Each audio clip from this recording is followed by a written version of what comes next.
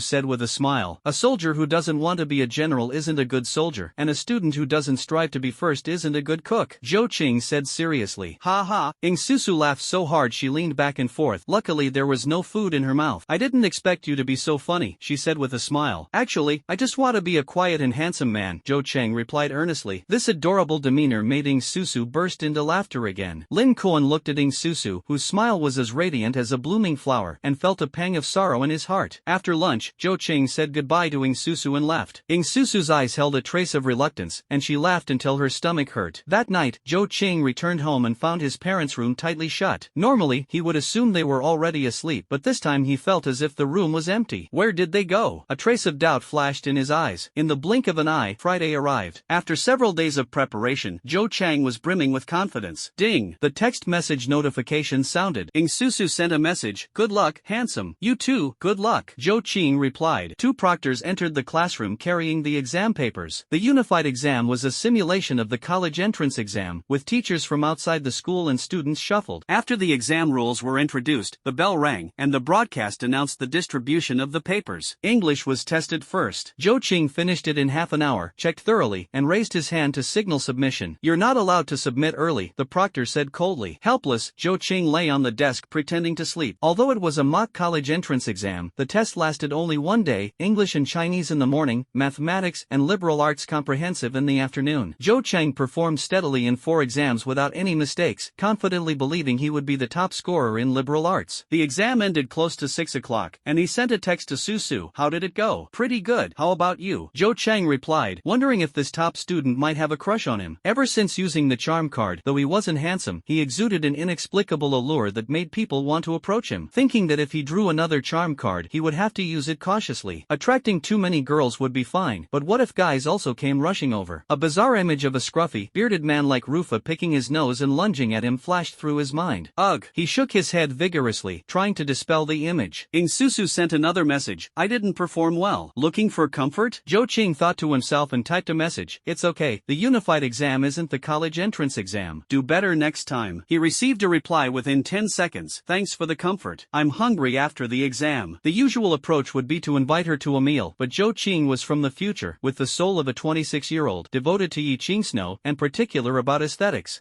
Su was slim with a small chest, which didn't match his preferences. Men generally go through several stages. During the early high school years, they tend to like girls who are good-looking and have excellent grades, paying little attention to body shape and often harboring secret crushes without taking action. In college, during the hormonal surge period, they are attracted to girls who enjoy dressing up. In the maturity stage, after experiencing several relationships, they place greater importance on body shape. After experiencing society, personality is valued more, and marriage often favors those with good character. Yi Qingsno has a good personality, a beautiful face, and an excellent figure, meeting aesthetic standards at all stages. Unfortunately, she is still a little girl. Therefore, when it comes to Su, Zhou Qing has no intention of touching her, at most treating her as a female friend. Since that's the case, both parties should maintain their distance. He replied to her message, telling her to eat quickly. Where are you? Su asked again. Just left the school gate. I'll come find you. Let's eat together. She took the initiative, which made Zhou Qing a bit overwhelmed, but he couldn't refuse, lest he hurt her self-esteem. Su is at Tianzhou No. 2 High School, not Xiang High School. 10 minutes later, she got out of the taxi. Where should we eat?